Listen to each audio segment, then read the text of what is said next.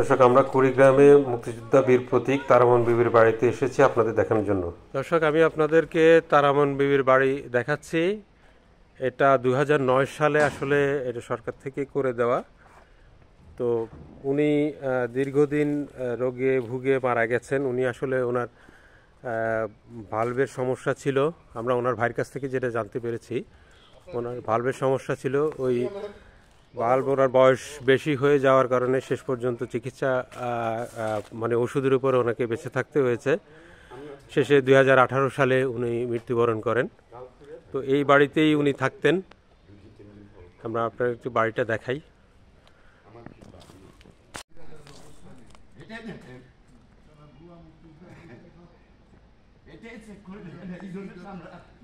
আমাদের সাথে আছে তারামন বিবির ভাই। আপনার নামটা? আমার নাম মোহাম্মদ হাসান আলী। আচ্ছা, ওনার নাম মোহাম্মদ হাসান আলী। উনিও বেশ অসুস্থ, বয়স হয়ে গেছে। তো আমরা ওনার কাছ থেকে একটু শুনবো তারামন বিবি সম্পর্কে। উনি একটু ছোট করে তারামন বিবি সম্পর্কে আমাদেরকে একটু বলবেন। উনি কত বছর বয়সে যুদ্ধে গেছেন, তারপরে কি হলো? উনি আমার বড় বোন ছিল 5 বছরের। ওনার বয়স যখন 13-14 বছর বয়স, তখন আমাদের সংসারটায় খুব অভাব ছিল। তখন একটা ক্যাম্প দিয়েছিল মুক্তিযোদ্ধার। উনি ওই অফিসের আসি আমার বোনকে নিয়ে গেছে রান্না বান্নার জন্যে বা দেখশনের জন্যে। অনেক আমার মার কাছে বলে আমার ওই বোনকে নিয়ে গেছে। আমার মা তখন রাজি হয়েছে। তখন আমাদের সংসার মলিন ছিল, কষ্ট ছিল। এই জন্যে আমার বোন যে ওনাদের পাকশাক করে দিত। তারপর ওই কমান্ডার আমার বোনকে সব কিছু শিখে দিত। তখন উনি ওই শিখে অবস্থায় নেমে পড়ছে, কখনো সিআইডি, কখনো পাগলি, কখনো রান্নাবান্না, কখনো পাকসেনাদের খোঁজ আনি ওই স্যারকে দিচ্ছে। দেওয়ার পর লাস্টে যুদ্ধ শেষের দিকে 9 মাস যুদ্ধের উনি 3-4 মাস ফিল্ডে নামি নিজেই যুদ্ধ করছে। উনি ব্যবহার করে পাকসেনাদেরকে মারছে। এটা হচ্ছে বীর প্রতীক তারামন বিবির ঘর, যেখানে তিনি থাকতেন। আপনারা দেখতে পাচ্ছেন দর্শক, এই খাটে তিনি ঘুমাতেন। পাশেই একটা ট্যাঙ্ক দেখেছেন যেখানে তার জামা কাপড় রাখা ছিল। এখন অবশ্য তার ব্যবহৃত জিনিসগুলো জাদুঘরে নিয়ে যাওয়া হয়েছে। তো আপনারা দেখেন, এইটা এখন আসলে একটা ইতিহাস, এটা একটা স্মৃতি হয়ে গেছে। এটা এই বাড়িরই পাকঘর। আমরা আপনাদেরকে একটু দেখাই। এখান দিয়ে রাস্তা। এখন অবশ্য এখানে কেউ থাকেন না, উনি একসময় থাকতেন এখানে।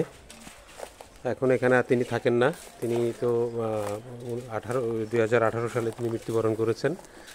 তার এক ছেলে ও এক মেয়ে রয়েছে। তারা আসলে থাকে বিভিন্ন জায়গায়। একজন জামালপুরে আছেন, আরেকজন ওনার বাড়িতেই থাকেন। তো আমরা এখন আসলে ঐতিহাসিক এবং যুগের শ্রেষ্ঠ সন্তান তারামন বিবি তার বাড়ি থেকে আমরা এখন চলে যাব। কিন্তু যাওয়ার আগে আমি আপনাদেরকে কিছু ইনফরমেশন দিতে চাই।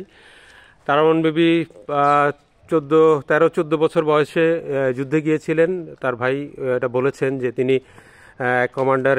কমান্ডার তাকে নিয়ে গিয়েছিলেন পাকশাক করার জন্য, এবং সেখানে গিয়ে তিনি আসলে বিভিন্নভাবে যুদ্ধের সাথে জড়িয়ে পড়েন এবং শেষ পর্যন্ত তিনি সরাসরি যুদ্ধে অংশগ্রহণ করেন। সেখানে ট্রেনিং নিয়ে তিনি 11 নম্বর সেক্টরে যুদ্ধ করেন এবং একটা দীর্ঘ সময় যুদ্ধের পরে তার খোঁজ পাওয়া যাচ্ছিল না।